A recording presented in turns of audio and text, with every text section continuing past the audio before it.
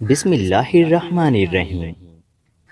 ایک دوست نے بازار میں دوسرے دوست کو دیکھا تو بولا آج فوتگی کا اعلان سنا تو میں سمجھا تم فوت ہو گئے ہو، شکر ہے وہ تم نہیں تھے۔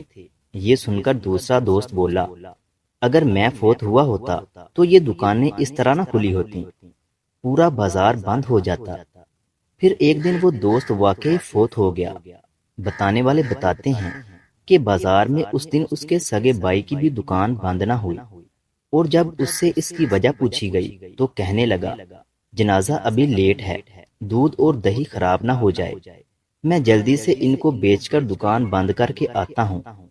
قبرستان ایسے لوگوں سے بھرے پڑے ہیں جو یہ سمجھتے تھے کہ دنیا ان کے بغیر رک جائے گی۔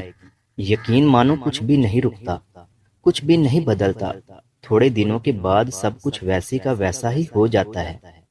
ہاں اگر کچھ فرق پڑتا ہے تو صرف اس انسان کو فرق پڑتا ہے جو اپنے اعمال کے ساتھ اس دنیا سے چلا جاتا ہے۔